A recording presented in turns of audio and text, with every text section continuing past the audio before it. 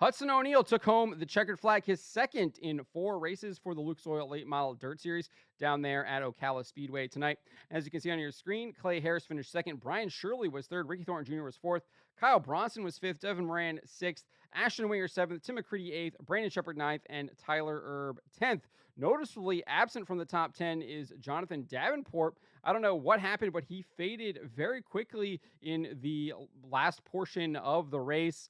He was kind of running in that top 5 for much of the beginning of the race. And then all of a sudden, he's getting passed by Tyler Erb for 10th with about 10 laps to go. And I don't know if he lost any more positions or not. But obviously, outside of the top 10, very disappointing finish for Jonathan Davenport. Before we get into the rest of this, I'd like to ask you, please hit that subscribe button, hit that bell for notifications so you don't miss any of our future videos here at John Trent Racing.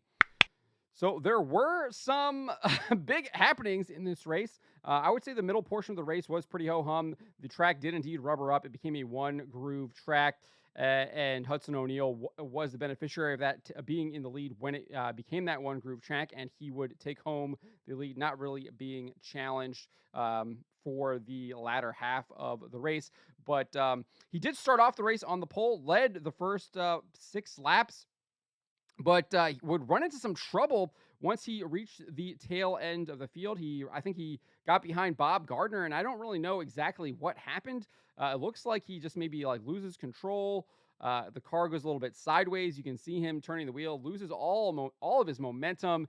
Clay Harris, is able to really run him down and catch up to him, and would eventually be able to make a pass. And O'Neal was finding himself fighting for his life as he was fading quickly. Fortunately, Tanner English would have an issue with his car. Caution would come out, and that would allow Hudson to get back up to second, where he would be able to position himself to retake the lead later on in the race. But let's look at what happened to Hudson O'Neal here. You can see the gap there between Hudson O'Neal and Clay Harris. Hudson was really pacing the field, caught the tail end of the field there. He's working on Gardner there coming out of turn 4. Looks like he's going to make the move right here, and then he gets almost sideways, really is able to save it.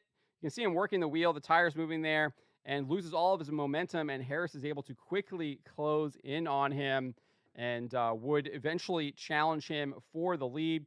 Skip a little bit of ahead right here, and you can see Harris making that move on the inside of Hudson already, just about half a lap later. So let's take a look here as Harris makes his move on Hudson O'Neal. Just kind of sneaks by him on the inside there, really working it in turn 1 and 2. Gets a good run coming off turn 2 and takes the position going into 3 and 4. Brian Shirley is going to follow him around. And then you've got Davenport right there as well. Hud's trying to fight him off. As I said, he would be in second as they cross the line, and that would be the saving grace because you see Tanner English, he would have an issue. And as he got into turn 4, he would park his car up there. Caution would come out, and then he would take it to the pits. And O'Neal was definitely the beneficiary of that caution, allowed him to return to that second place position because he was getting shuffled back going into turns 3 and 4 with both Shirley, Davenport, and I think maybe even Ricky Thornton Jr. Trying to get in there. The big controversy that happened about, a third of the way through the race, 29 laps to go of the 40 lap race. We don't really know exactly what happened here, but you can see Donald McIntosh is junked. Mike Marlar's car junked as well, as was Mark Whitener's. They didn't show a replay, have no clue exactly what happened, but these cars were obviously completely destroyed. The tow trucks had to drag them away, and Mark Whitener was not happy about it at all. We can look over here on Facebook over at the Mark Whitener Motorsports. Bridget Lee Whitener, I shared a post from Bridget Lee Whitener. I assume that is his wife, and she posted started 20th up to 11th and get put into the wall only 11 laps in. The Flow Racing coverage said that it was Tyler Erb. It's unclear exactly if that's true because they had basically moved the camera away from Mark Whitener. Because if we jump ahead here a little bit, he climbs out of his car. You can see him climbing out of his car right here, and he decides to walk down the backstretch Clearly upset, clearly not happy.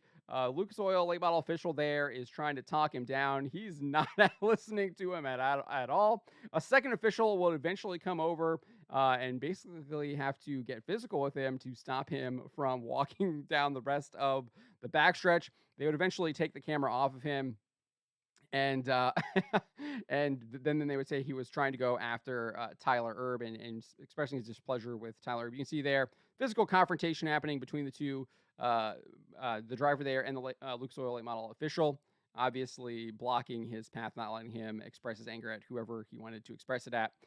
Again, like I said, the announcers said that it was Tyler Erb, but who knows what happened? We didn't get a replay. We just saw the wreck. They didn't show us anything, which is unfortunate. Yeah, but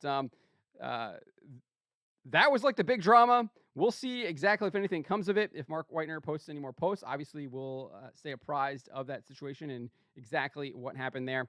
But this is how Hudson O'Neal got around Clay Harris at what are you looking at here? About 23 laps to go. This would be the move that Hudson O'Neal would make to win the race. So let's take a look at this here. Harris obviously, I think, makes a mistake, and he gets into the outside wall. That really kind of slows down his momentum, and Hudson would be able to take advantage of it. So you can see right there the sparks, gets to the end of the outside of the wall. I think that really does slow him up. Hudson works the bottom, gets a huge run, and just kind of zips past him and takes the lead and would never look back.